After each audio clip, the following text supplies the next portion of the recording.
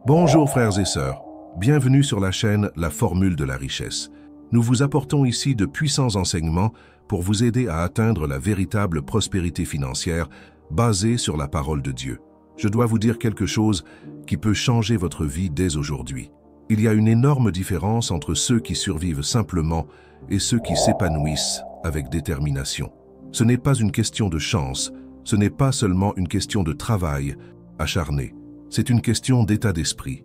C'est savoir appliquer des principes spirituels que la plupart des gens ignorent. Et aujourd'hui, vous découvrirez les 7 étapes que les personnes prospères suivent au quotidien, mais que presque personne ne vous enseigne. Soyez attentifs, car cela pourrait être un tournant dans votre vie financière. Existe-t-il un état d'esprit particulier qui distingue ceux qui vivent dans l'abondance de ceux qui luttent sans cesse? La réponse se trouve dans la parole de Dieu, et elle vous sera révélée maintenant. Vous vous réveillez chaque jour face aux mêmes difficultés financières. L'argent ne rentre pas, les factures s'accumulent, et malgré tous vos efforts, une barrière invisible semble se dresser entre vous et la prospérité. Vous travaillez honnêtement, vous priez Dieu et vous êtes fidèle dans vos dîmes et vos offrandes, mais la transformation que vous espérez tant ne se produit pas. Et cela vous frustre profondément, n'est-ce pas? Vous vous êtes peut-être demandé, pourquoi Dieu ne répond-il pas à mes prières? Pourquoi ma vie financière stagne-t-elle alors que je vois d'autres prospérer? Y a-t-il quelque chose qui ne va pas chez moi? Dieu ne m'aime-t-il pas assez pour me bénir? La vérité, mes frères et sœurs, c'est que Dieu a déjà libéré la prospérité pour vous. Mais il y a une différence fondamentale entre ceux qui bénéficient de cette protection et ceux qui vivent dans la précarité. L'état d'esprit. La Bible nous enseigne, dans Proverbes chapitre 23, verset 7, « Car il est comme les pensées de son cœur ». Cela signifie que vos pensées, vos croyances et votre point de vue sur l'argent influencent directement vos résultats dans la vie. Si vous pensez comme un pauvre, agissez comme un pauvre et prenez des décisions comme un pauvre, vous resterez pauvre. Mais si vous renouvelez votre esprit selon les principes divins, si vous commencez à penser comme Dieu à propos de la prospérité, votre réalité commencera à changer. Billy Graham, l'un des plus grands prédicateurs du XXe siècle, a dit quelque chose de puissant. Dieu n'a jamais promis que la vie serait facile, mais il a promis d'être à nos côtés à chaque étape. En vérité, Dieu veut vous apprendre à prospérer avec un but. Il ne veut pas seulement que vous ayez de l'argent, mais que vous sachiez le gérer avec sagesse, que vous soyez généreux, que vous utilisiez vos ressources pour le bien de votre famille et pour influencer la vie de ceux qui vous entourent. Aujourd'hui, vous découvrirez les 7 étapes spirituelles que les personnes prospères appliquent au quotidien. Il ne s'agit pas d'astuces ni de formules magiques, mais de principes bibliques solides qui transforment les mentalités et ouvrent des portes financières. Plus important encore, vous comprendrez que la prospérité ne se résume pas à accumuler des richesses, mais à vivre dans l'abondance, pour être un instrument de bénédiction pour les autres. Soyez donc attentifs, car ce que vous allez recevoir pourrait bien être la révélation qui vous manquait pour débloquer votre vie financière. Dieu vous parle en ce moment même, et chaque parole que vous allez entendre a été spécialement préparée pour vous libérer du manque et vous conduire à une nouvelle réalité de grâce divine. Ne quittez pas cette vidéo avant d'avoir reçu tout ce que Dieu a mis de côté pour vous aujourd'hui. Je sais que vous désirez cette transformation de tout votre cœur. Alors, avant de continuer, écrivez dans les commentaires « Je choisis de prospérer avec détermination ». Déclarez-le maintenant car votre parole a du pouvoir et en affirmant publiquement cette vérité, vous activez votre foi et ouvrez les portes spirituelles pour que Dieu puisse agir dans votre vie financière. Et maintenant que vous avez déclaré cela, préparez votre cœur, car je vais vous montrer exactement quelles sont les 7 étapes spirituelles qui séparent ceux qui vivent dans l'abondance de ceux qui restent coincés dans la pénurie. La première étape spirituelle pour devenir un millionnaire motivé par un objectif est renouveler votre vision de l'argent. Votre perception de la richesse détermine entièrement votre capacité à prospérer. Si vous avez grandi en entendant que l'argent est la racine de tous les maux, que les riches n'iront pas au paradis, ou que la pauvreté est un signe d'humilité spirituelle, ces croyances entravent actuellement votre prospérité. La Bible ne dit pas que l'argent est mauvais. Dans 1 Timothée chapitre 6 verset 10, il est écrit « Car l'amour de l'argent est une racine de tous les maux ». Remarquez la différence. Ce n'est pas l'argent lui-même, mais l'amour de l'argent qui corrompt. Dieu n'a rien contre votre richesse, tant que vous ne faites pas de l'argent une idole. Abraham était incroyablement riche. Joseph prospéra en Égypte. Salomon possédait des richesses incomparables et Job fut rétabli avec le double de ce qu'il avait perdu. Tous ces hommes ont été bénis financièrement par Dieu. La deuxième étape spirituelle est « Mettez Dieu en premier dans tous les domaines de votre vie, en particulier vos finances ».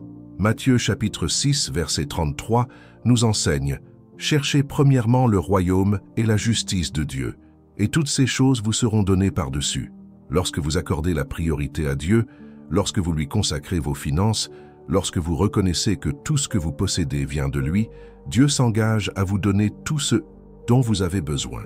Billy Graham a enseigné que le monde a le plus grand besoin d'hommes et de femmes qui connaissent Dieu et le placent en premier en toutes choses, et cela inclut vos finances. Il est inutile de rechercher la prospérité si vous ne recherchez pas d'abord le royaume de Dieu, car lorsque Dieu est au centre de votre vie, il ordonne vos bénédictions et guide chacune de vos décisions financières. La troisième étape spirituelle est « Soyez un intendant fidèle, pas un propriétaire ». La grande vérité que peu de gens comprennent est que vous ne possédez rien. Vous êtes simplement l'intendant des ressources que Dieu vous a confiées. Dans 1 Corinthiens chapitre 4, verset 2, nous lisons « D'ailleurs, ce qui est demandé aux intendants, c'est qu'ils soient trouvés fidèles. Dieu observe comment vous gérez les petites choses avant de vous confier beaucoup. Si vous gaspillez votre argent, si vous êtes irresponsable avec vos finances, si vous ne respectez pas vos engagements, pourquoi Dieu vous confierait-il davantage de ressources? La fidélité se mesure aux petites choses. Si vous êtes fidèle avec 100, Dieu vous en donnera 1000. Si vous êtes fidèle avec 1000, Dieu vous en donnera 10 000. Mais si vous êtes infidèle avec peu, vous resterez avec peu. La quatrième étape spirituelle est pratiquer la générosité stratégique. Dans Proverbes chapitre 11, verset 24, il est écrit « Tel donne généreusement et voit ses richesses augmenter. Tel retient excessivement et tombe dans la pauvreté. » Dieu a établi un principe spirituel. Plus on donne, plus on reçoit. Mais il ne s'agit pas de donner au hasard, mais de donner avec sagesse, avec un objectif précis, sous la direction divine. La générosité ne se limite pas à donner de l'argent à l'Église. Il s'agit d'aider ceux qui sont dans le besoin, d'investir dans des projets qui changent des vies et d'utiliser ces ressources pour bénir ceux qui sont dans le besoin. Lorsque vous devenez un canal de bénédiction, Dieu vous ouvre les portes du ciel. Et ce n'est pas seulement un concept spirituel, c'est une réalité concrète. Les personnes généreuses prospèrent parce qu'elles comprennent que l'argent est un outil pour faire le bien et non un trésor à amasser égoïstement. La cinquième étape spirituelle est développer la discipline financière avec la sagesse biblique. Proverbes, chapitre 21, verset 5, nous enseigne « Les projets de l'homme diligent mènent à l'abondance, mais la précipitation mène à la pauvreté. » On ne peut prospérer sans planification. Il faut savoir où va son argent, avoir des objectifs clairs, épargner, investir et prendre des décisions financières fondées sur la sagesse et non sur des impulsions émotionnelles. Beaucoup de gens restent pauvres parce qu'ils dépensent de l'argent inutile pour impressionner des gens qu'ils n'apprécient même pas. Ils vivent dans le rouge, accumulent des dettes, puis pleurent, implorant Dieu d'accomplir un miracle financier. Mais Dieu ne fera pas pour vous ce que vous pouvez faire pour vous-même. Il vous a donné l'intelligence, la sagesse et la capacité de gérer votre argent de manière responsable. Utilisez ces outils. La sixième étape spirituelle est travailler avec excellence et diligence. Colossiens chapitre 3 verset 23 dit « Quoi que vous fassiez, faites-le de bon cœur, comme pour le Seigneur et non pour des hommes. » Dieu bénit ceux qui travaillent avec excellence, ceux qui se consacrent, ceux qui donnent plus que prévu. Pour prospérer, il faut exceller dans ce que l'on fait. Les personnes prospères ne travaillent pas seulement pour un salaire, elles travaillent comme si elles servaient Dieu. Et lorsqu'on travaille ainsi, des portes s'ouvrent, des opportunités se présentent, des promotions arrivent et les revenus augmentent naturellement, car Dieu récompense l'assiduité et l'excellence. Et la septième étape spirituelle est « Ayez confiance au timing de Dieu, mais agissez à votre rythme. » L'Ecclésiaste, chapitre 3, verset 1 nous rappelle « Il y a un temps pour tout, un temps pour toute chose sous les cieux. La prospérité ne s'acquiert pas du jour au lendemain, c'est un processus. Mais tant que vous vous confiez au Seigneur, vous ne pouvez pas rester immobile. Vous devez agir, planter, investir, apprendre et grandir. Vous connaissez maintenant les 7 étapes. Mais connaître ne suffit pas. Il vous faut appliquer chacun de ces principes au quotidien. Et c'est précisément ce que je vais vous apprendre à partir de maintenant comment mettre ces étapes en pratique de manière stratégique et efficace. Mais avant de vous présenter le guide pratique étape par étape pour appliquer ces principes, sachez qu'une histoire biblique va complètement changer votre vision de la prospérité. C'est l'histoire d'un homme trahi, vendu comme esclave et injustement jeté en prison, mais qui devint le deuxième homme le plus puissant d'Égypte. Un homme qui pensait comme un millionnaire même sans rien. Et ce que vous apprendrez de cette histoire aujourd'hui pourrait bien être la clé qui vous manque pour ouvrir votre esprit et vous conduire vers un nouveau niveau d'abondance. Il y a des moments dans la vie où tout s'écroule autour de nous, quand l'injustice semble régner, quand ceux qui devraient nous aimer nous trahissent, quand tout ce que nous avons construit est détruit en un instant. Et c'est dans ces moments-là que la véritable prospérité est mise à l'épreuve. C'est exactement ce qui est arrivé à un homme nommé Joseph. Aujourd'hui, je vais vous raconter l'histoire d'un homme humilié, rejeté et oublié. Mais même en prison, il pensait comme un leader, comme quelqu'un promis à la grandeur. Un homme qui nous enseigne que la prospérité naît dans l'esprit et non dans les circonstances. C'est pourquoi il est resté dans les mémoires comme un exemple de foi, de sagesse et de résilience. Ce que vous apprendrez de cette histoire aujourd'hui peut transformer radicalement votre perspective sur les défis auxquels vous êtes confrontés. Joseph était le fils bien-aimé de Jacob. Il fit des rêves prophétiques qui lui annonçaient un avenir de leadership et d'autorité. Mais ses frères, rongés par la jalousie, complotèrent pour le tuer. Ils le jetèrent dans une citerne puis le vendirent comme esclave à des marchands en route pour l'Égypte. Imaginez la douleur d'être trahi par ceux qui étaient censés vous protéger. Imaginez être arraché à votre famille, à votre foyer, à tout ce que vous connaissiez, et emmené dans un pays étranger comme un esclave sans valeur. Mais même esclave chez Potiphar, Joseph ne se comportait pas comme un esclave. Il travaillait avec excellence, diligence et sagesse. La Bible dit dans Genèse, chapitre 39, verset 2, « L'Éternel fut avec Joseph, et il devint un homme prospère. Même esclave, Joseph prospérait. » Pourquoi? Parce qu'il comprenait que la prospérité ne dépend pas des circonstances extérieures, mais de l'état d'esprit intérieur. Il savait que Dieu était avec lui, et cela lui suffisait. Mais une autre tragédie survint. La femme de Potiphar tenta de le séduire, et face à son refus, elle l'accusa faussement. Joseph fut alors jeté en prison, de fils bien-aimé à esclave, d'esclave à prisonnier. Toute personne normale aurait abandonné. Toute personne normale se serait rebellée contre Dieu. Mais pas Joseph. Même en prison, il continua de servir avec excellence. Il interpréta les rêves de l'échanson et du panetier de Pharaon, faisant preuve de sagesse et d'une connexion spirituelle avec Dieu. 2 ans plus tard, alors que Pharaon faisait des rêves ininterprétables, l'échanson se souvint de Joseph. Joseph fut alors convoqué devant le roi. Il interpréta les rêves, révélant que 7 années d'abondance viendraient, suivies de 7 années de famine. Mais Joseph ne se contenta pas d'interpréter. Il présenta un plan stratégique, stocker une partie de la récolte pendant les années d'abondance pour survivre aux années de famine. Et que se passa-t-il? Pharaon reconnut la sagesse de Joseph et le nomma gouverneur de toute l'Égypte, le 2e homme le plus puissant du pays, de prisonnier à gouverneur en un seul jour, car Dieu préparait Joseph tout au long de cette période de souffrance. Chaque injustice, chaque douleur, chaque moment d'obscurité façonnait l'état d'esprit d'un dirigeant, d'un administrateur sage, quelqu'un qui savait prospérer non seulement pour lui-même, mais aussi pour sauver une nation entière de la famine. Peut-être avez-vous ressenti cela aussi. Peut-être avez-vous été trahi, rejeté, humilié. Peut-être avez-vous tout perdu et vous demandez-vous si Dieu se soucie vraiment de vous.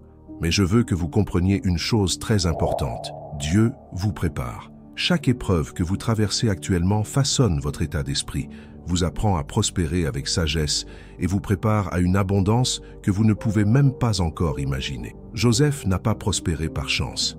Il a prospéré parce qu'il a conservé un état d'esprit d'excellence, de foi et de confiance en Dieu, même lorsque tout était contre lui. Et c'est exactement ce que vous devez faire. Vous devez cesser de vous considérer comme une victime et commencer à vous voir comme quelqu'un qui se prépare à quelque chose de plus grand. À ce propos, je dois vous montrer quelque chose de puissant qui libère les gens de l'esclavage d'une mentalité de pénurie et les conduit à la véritable prospérité. Nombreux sont ceux qui restent coincés financièrement parce qu'ils n'ont jamais renouvelé leur vision de l'argent. Ils nourrissent des croyances limitantes et des pensées de pauvreté. Et donc, malgré la prière et le travail, ils restent dans la même situation.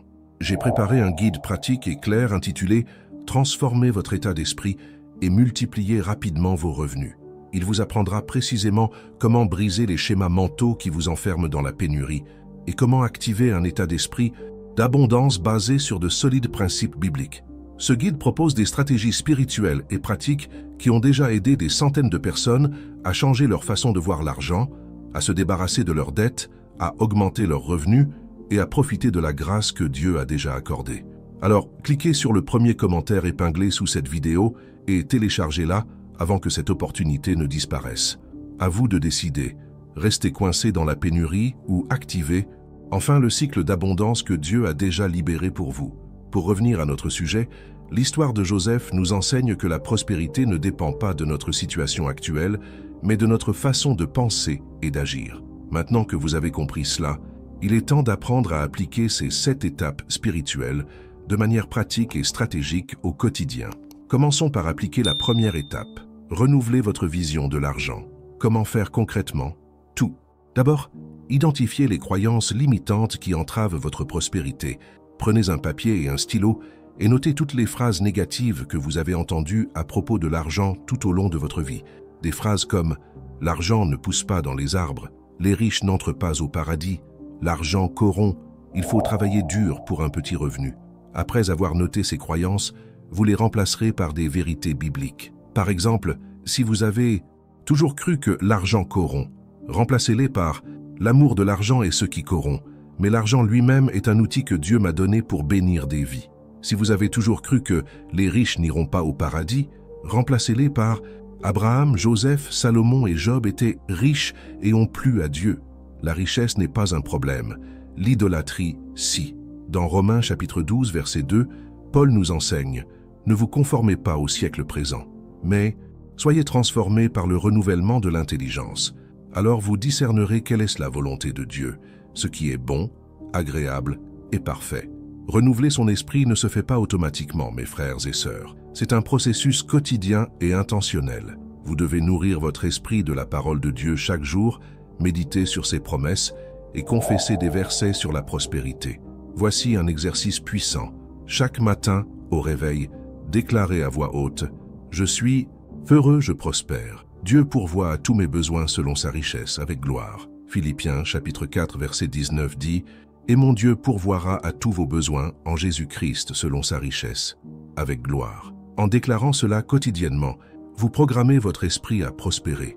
Appliquons maintenant la deuxième étape, mettre Dieu en premier dans les finances. Cela signifie qu'avant de dépenser un seul centime, avant tout investissement, avant toute décision financière, vous devez rechercher la direction de Dieu. Dans Proverbes chapitre 3, versets 5 et 6, il est écrit « Confie-toi en l'Éternel de tout ton cœur, et ne t'appuie pas sur ta sagesse. Reconnais-le dans toutes tes voies, et il aplanira tes sentiers. » Comment faire concrètement? Avant d'acheter quelque chose, demandez à Dieu « Seigneur, est-ce là ta volonté? Cette dépense glorifie-t-elle ton nom? » Avant d'accepter un emploi ou une entreprise, priez « Père, cette opportunité vient-elle de toi? Est-ce la porte que tu m'as ouverte? » Lorsque vous consacrez vos finances à Dieu, lorsque vous le recherchez avant de prendre des décisions, il guide vos pas et vous délivre des pièges financiers. Un autre aspect pratique de la priorité accordée à Dieu est de l'honorer avec les prémices de votre travail.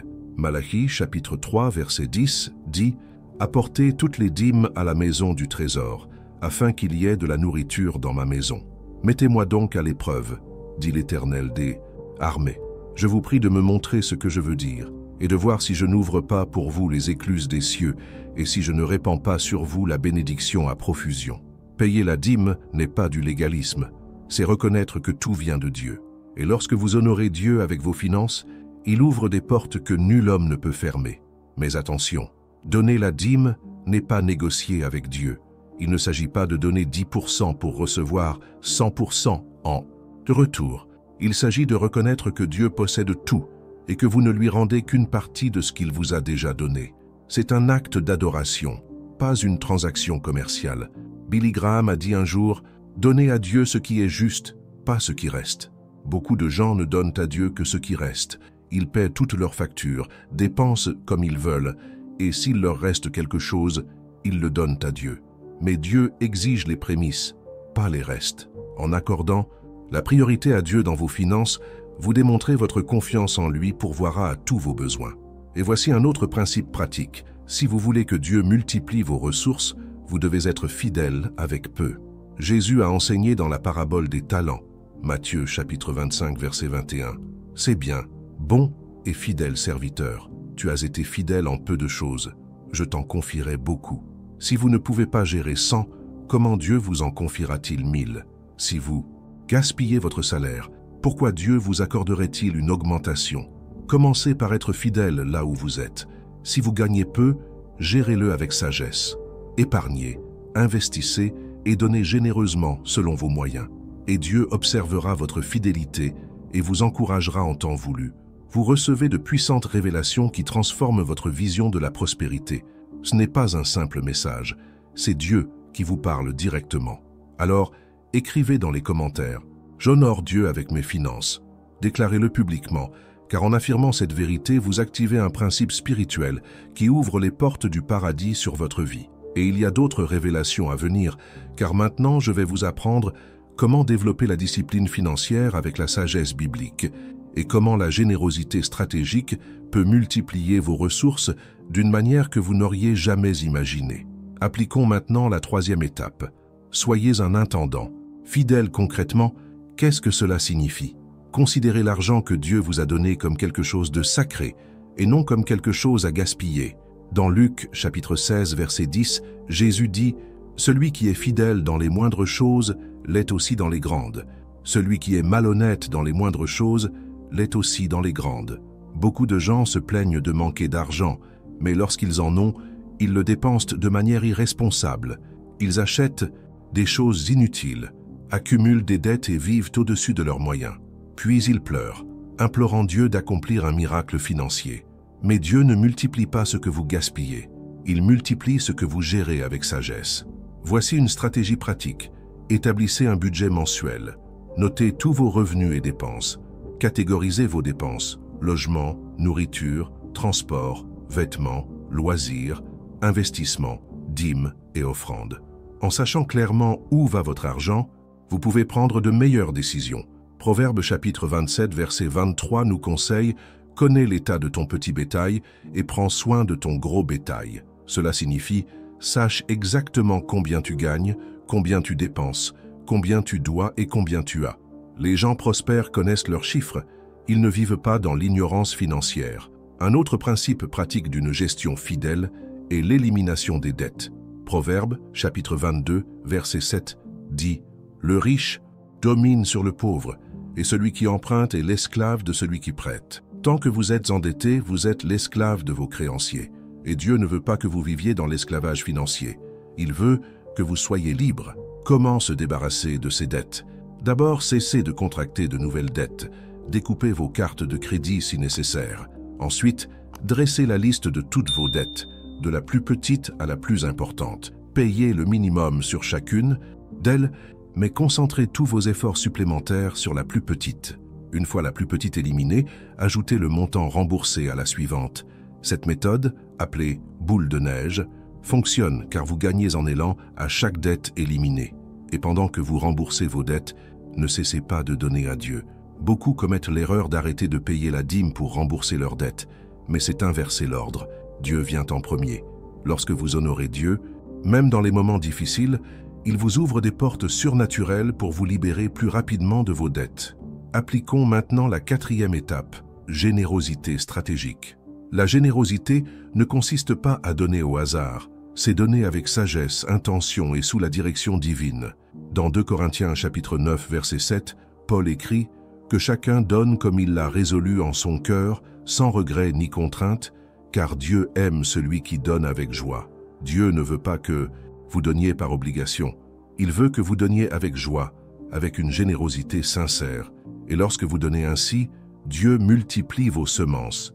Le verset 6 du même chapitre dit « Celui qui sème peu moissonnera peu, et celui qui sème abondamment moissonnera abondamment. » Voici une stratégie de générosité pratique. Mettez de côté un pourcentage de vos revenus pour aider les personnes dans le besoin. Cela peut être 5%, 10%, selon ce que Dieu vous réserve. Et lorsque vous rencontrez quelqu'un en difficulté, quelqu'un qui a vraiment besoin d'aide, faites-lui preuve de générosité.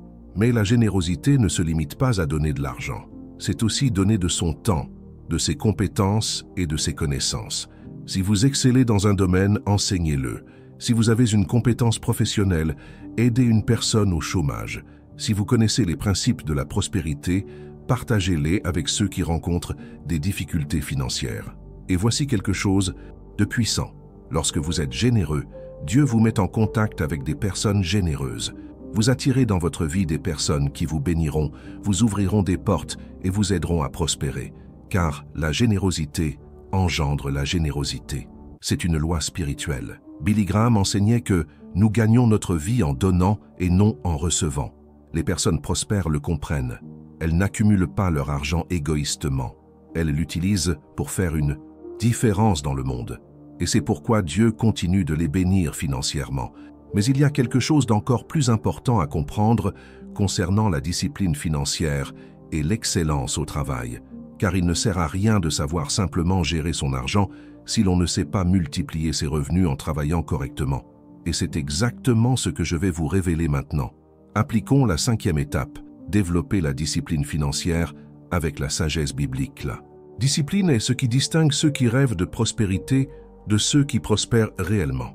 Proverbe chapitre 13 verset 11 nous enseigne « Les biens acquis hâtivement diminuent, mais celui qui les amasse peu à peu les augmente. » Beaucoup de gens souhaitent s'enrichir rapidement. Ils recherchent des solutions pour devenir riches rapidement, des loteries, des jeux d'argent et des investissements à haut risque. Mais la Bible nous avertit que la richesse acquise à la hâte ne dure pas. La véritable prospérité se construit progressivement, avec patience, discipline et des décisions sages et cohérentes au fil du temps. Voici une stratégie pratique pour la discipline financière. Prenez l'habitude d'épargner. Proverbe 21:20 dit « Dans la maison du sage, il y a des trésors précieux et de l'huile, mais l'insensé les gaspille. Les sages épargnent. Les insensés dépensent tout ce qu'ils gagnent. Commencez par épargner 10% de vos revenus. Si vous gagnez $1000, épargnez 100. Si vous gagnez $5000, épargnez 500. Et ne touchez pas à cet argent, laissez-le s'accumuler. Avec le temps, vous constituerez une réserve financière qui vous apportera sécurité, vous permettra de saisir les opportunités et vous protégera du désespoir financier. Un autre principe de discipline financière est d'investir judicieusement. Ne mettez pas tout votre argent au même endroit. Ecclésiaste chapitre 11 verset 2 nous conseille « Partagez avec 7 et 8, car vous ne savez pas quel malheur peut arriver sur la terre. » Cela signifie diversifier vos investissements. Ne mettez pas tous vos œufs dans le même panier. Apprenez-en plus sur l'investissement. Étudiez les actions, les obligations, les fonds immobiliers et les titres à revenus fixes. Informez-vous, lisez des livres, suivez des cours et discutez avec des personnes compétentes. Car en investissant intelligemment, votre argent travaille pour vous. Et c'est là la véritable prospérité. Faire, fructifier son argent sans avoir à travailler plus d'heures. Mais attention, n'investissez jamais dans quelque chose que vous ne comprenez pas. Et n'investissez jamais d'argent que vous ne pouvez pas vous permettre de perdre. Commencez petit, apprenez et, avec l'expérience, augmentez vos investissements. Appliquons maintenant la 6e étape, travailler avec excellence et diligence. Colossiens chapitre 3, verset 23 nous enseigne « Quoi que vous fassiez, faites-le de bon cœur, comme pour le Seigneur et non pour des hommes. » Cela signifie que vous devez travailler comme si vous travailliez directement pour Dieu, non pour votre patron ou votre entreprise, mais pour le Seigneur. Comment cela fonctionne-t-il concrètement? Vous arrivez au travail avant tout le monde, vous dépassez les attentes, vous ne vous plaignez pas, vous ne relâchez pas vos efforts, vous ne trompez pas votre employeur, vous travaillez avec excellence, dévouement et intégrité.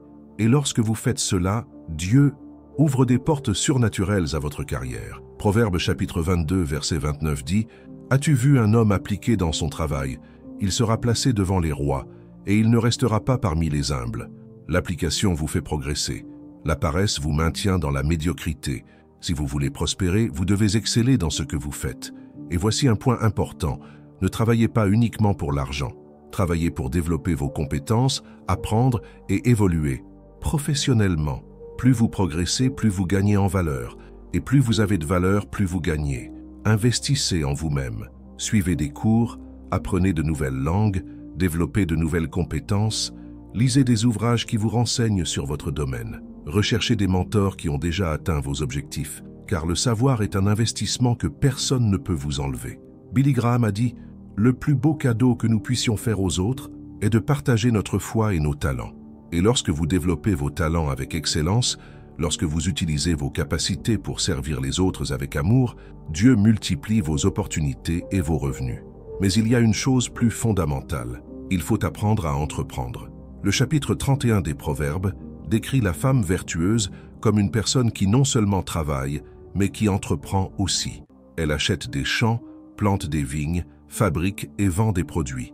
Elle ne vit pas uniquement d'un salaire, elle crée de multiples sources de revenus. Pour réussir pleinement, vous devez voir au-delà de votre emploi. Vous devez développer des compétences qui vous permettront de générer des revenus complémentaires. Cela peut être votre propre entreprise, un travail indépendant ou un investissement. Mais pour atteindre une véritable sécurité financière, vous devez multiplier vos sources de revenus. Ce message renouvelle votre esprit et renforce votre foi en la providence divine. Vous recevrez des principes qui transformeront votre situation financière. Alors, laissez un j'aime dès maintenant en signe de gratitude pour ces puissantes révélations et activez votre abonnement pour continuer à recevoir des enseignements qui amélioreront votre vie spirituelle et financière. Et il y a encore plus de révélations à venir, car maintenant, je vais vous enseigner la 7e et dernière étape spirituelle qui consiste à faire confiance au timing de Dieu pendant que vous agissez selon votre timing. La 7e et dernière étape spirituelle pour devenir un millionnaire motivé par un objectif est « Faites confiance au timing de Dieu, mais agissez selon son timing ». C'est l'un des principes les plus difficiles à concilier car il exige à la fois foi et action. Beaucoup confondent faire confiance à Dieu et attendre sans rien faire un miracle. Mais la vraie foi, c'est faire confiance à Dieu tout en faisant sa part. Jacques chapitre 2, verset 17 nous enseigne. De même, la foi, si elle n'a pas d'œuvre, est morte en elle-même. On ne peut pas se contenter de prier pour la prospérité et ensuite s'asseoir sur le canapé en attendant que Dieu dépose de l'argent sur son compte. Dieu agit par nos actions. Il ouvre des portes, mais il faut les saisir et les franchir. L'Ecclésiaste chapitre 11, verset 4 dit « Celui qui observe le vent ne sème pas, et celui qui observe les nuages ne moissonne pas. » Cela signifie qu'il ne faut pas attendre que les conditions idéales se concrétisent. Il faut agir même lorsque les circonstances ne sont pas idéales. Car si vous attendez que tout soit parfait, vous ne commencerez jamais. Comment cela s'applique-t-il concrètement? Si vous souhaitez créer une entreprise, commencez petit dès maintenant. N'attendez pas d'avoir tout le capital, toute l'infrastructure, tout le savoir. Commencez avec ce que vous avez, et Dieu le multipliera à mesure que vous progresserez. Si vous souhaitez investir, commencez petit dès maintenant.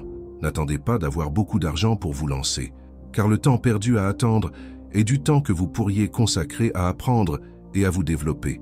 Mais en agissant, vous devez faire confiance au calendrier divin, car la prospérité ne s'acquiert pas du jour au lendemain. Abraham a attendu 25 ans la promesse d'un fils. Joseph a attendu 13 ans de ses rêves pour devenir gouverneur d'Égypte. David a été un roi, mais il a fallu des années avant qu'il ne monte réellement sur le trône. Le temps d'attente n'est pas du temps perdu, c'est un temps de préparation. Dieu œuvre en vous pendant que vous attendez. Il façonne votre caractère, vous enseigne la sagesse et fortifie votre foi. Et quand le moment sera venu, vous serez prêt à administrer la bénédiction qu'il a pour vous. Habacuc chapitre 2 verset 3 nous encourage. Car la vision a encore son temps, elle avance avec diligence vers son terme et elle ne faillira pas. Si elle tarde, attends-la car elle viendra certainement, elle ne tardera pas. Ayez confiance que Dieu a fixé un temps pour votre prospérité et en attendant, continuez à planter, continuez à travailler, restez fidèles. Maintenant, je souhaite partager avec vous une profonde réflexion. La véritable prospérité ne se résume pas à l'argent. Il s'agit de vivre une vie abondante dans tous les domaines, spirituel, émotionnel, relationnel, physique et financier. Jésus a dit dans Jean chapitre 10, verset 10, « Je suis venu afin que les hommes aient la vie et qu'ils l'aient en abondance. » Dieu ne veut pas seulement que vous soyez riche financièrement. Il veut que vous ayez des relations saines, la paix intérieure, une bonne santé physique et un but dans la vie. Car à quoi bon avoir des millions en banque si vous êtes malade, si votre famille est détruite, si vous êtes vide intérieurement?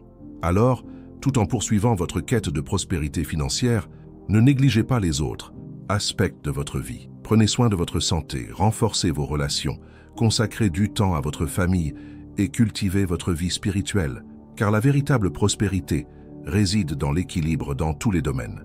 Et voici ce que peu de gens comprennent. Le but de la prospérité n'est pas d'accumuler des richesses, mais de bénir des vies. Dieu vous bénit pour que vous puissiez être une source de bénédiction. Dans Genèse, chapitre 12, verset 2, Dieu dit à Abraham, « Je te bénirai, et je rendrai ton nom grand. Puisses-tu être une source de bénédiction. » Dieu bénit Abraham non seulement pour son propre bien, mais aussi pour qu'il soit un vecteur de bénédiction pour les nations. Il en va de même pour vous. Dieu désire votre prospérité afin que vous puissiez aider les pauvres, soutenir l'œuvre missionnaire, financer des projets qui changent la vie et être généreux envers ceux qui sont dans le besoin. Lorsque vous comprenez que la prospérité est une question de but et non d'ego, votre perspective change radicalement. Et il y a une autre vérité profonde, le contentement. Philippiens chapitre 4, versets 11 et 12 nous enseigne « J'ai appris à être content de ma situation. Je sais être dans le besoin et je sais être dans l'abondance. J'ai appris le secret du contentement en toute situation, que je sois rassasié ou affamé, dans l'abondance ou dans le besoin. » Le contentement ne signifie pas conformité. Cela signifie que vous ne placez pas votre bonheur dans l'argent. Vous recherchez la prospérité, mais votre joie n'en dépend pas. Vous êtes heureux avec peu et vous le serez avec beaucoup, car votre bonheur est en Dieu et non dans les biens matériels. Maintenant que vous comprenez les 7 étapes spirituelles pour devenir un millionnaire motivé par un objectif, il vous reste une dernière activation pour concrétiser tout cela. Une déclaration prophétique qui scellera spirituellement ces principes en vous et vous ouvrira les portes de la providence divine. Mon frère et ma sœur, le temps est venu pour vous de mettre en pratique spirituellement tout ce que vous avez appris aujourd'hui, car la connaissance sans application ne transforme rien, et l'application sans foi ne produit pas de résultats surnaturels. Vous devez allier connaissance, action et foi pour voir la prospérité se manifester dans votre vie. Je veux que vous vous arrêtiez maintenant et que vous priez avec moi. Non pas une prière vide et religieuse, mais une prière d'engagement, de consécration, d'abandon total à Dieu. Car la prospérité commence par une véritable rencontre avec le Seigneur, où vous confiez votre vie financière à Dieu et décidez de vivre selon ses principes. Puis, fermez les yeux, posez la main sur votre poitrine et répétez avec moi dans votre cœur « Seigneur Dieu, je reconnais que tout ce que j'ai vient de toi. Je te consacre ma vie financière en cet instant. Je renonce à toute mentalité de pénurie, à toute croyance limitante, à toute peur et anxiété liées à l'argent. Je déclare qu'à partir d'aujourd'hui, je penserai comme toi à la prospérité. Je m'engage à être un intendant fidèle des ressources que tu m'as données. Je promets de t'honorer de mes prémices, d'être généreux envers ceux qui sont dans le besoin, de travailler avec excellence et d'utiliser la prospérité pour bénir des vies. J'ai confiance en ton timing parfait, mais j'agis au moment opportun, avec sagesse et diligence. Ouvre les écluses du ciel sur ma vie, Seigneur, et déverse des bénédictions que je n'ai pas la place de recevoir. Au nom de Jésus, Amen. Si vous avez prié cette prière du fond du cœur, un événement spirituel vient de se produire. Vous venez de consacrer vos finances à Dieu, et cela ouvre des portes que personne ne peut fermer. Mais maintenant, vous devez maintenir cette consécration par vos actions quotidiennes. Voici ce que vous allez faire désormais. Chaque matin, au réveil, vous allez renouveler votre esprit en lisant un verset sur la prospérité. Ce pourrait être Philippiens 4, 19, Proverbes 10, 22 ou 3 Jean 2. Lisez-le, méditez-le et appliquez-le à votre vie. Ensuite, vous examinerez votre budget chaque semaine. Chaque dimanche, prenez le temps d'analyser vos finances, de voir où vous avez dépensé, où vous avez économisé et où vous pouvez vous améliorer. Et prenez des décisions éclairées sur la façon dont vous dépenserez votre argent la semaine suivante. Chaque mois, vous évaluerez vos progrès. Êtes-vous en train de vous désendetter? Épargnez-vous? Investissez-vous? Êtes-vous généreux? Sinon, que faut-il changer? La prospérité se construit par des décisions conscientes et cohérentes. Et voici une solution efficace. Trouvez un partenaire responsable. Ce pourrait être votre conjoint, un ami de confiance, un mentor financier, quelqu'un avec qui vous partagerez vos objectifs financiers, vos difficultés, vos victoires. Car Ecclésiaste, chapitre 4, verset 9, dit « Deux valent mieux qu'un, car ils retirent un bon salaire de leur travail. » Billy Graham a enseigné que la plus grande tragédie n'est pas la mort, mais une vie sans but. Et je veux vous le dire aujourd'hui, vous avez un but, Dieu vous a créé pour prospérer, pour être une lumière dans le monde, pour utiliser vos ressources financières afin de transformer des vies. Ne vivez pas une vie médiocre en acceptant la pénurie comme normale. Vous avez été appelé à l'abondance avec un but. Mais n'oubliez pas, la prospérité n'est pas faite pour être mise en valeur. Elle est faite pour être partagée. Elle ne sert pas à flatter votre ego mais à étendre le royaume de Dieu. En prospérant avec humilité, générosité et sagesse, vous devenez un exemple vivant de ce que Dieu peut accomplir dans la vie de celui qui lui fait confiance. Et il y a une dernière chose que je dois vous dire. Il y aura des défis. Il y aura des moments où vous serez tenté d'abandonner, de retomber dans vos vieilles habitudes, de douter que Dieu vous accorde vraiment la prospérité. Mais dans ces moments-là, souvenez-vous de l'histoire de Joseph. Il a été mis à l'épreuve au puits, dans la maison de Potiphar, en prison. Mais il est resté fidèle, et Dieu l'a exalté au bon moment. Votre exaltation approche également. Vos finances sont sur le point de s'ouvrir. Mais vous devez rester fidèle aux principes appris aujourd'hui. N'abandonnez pas.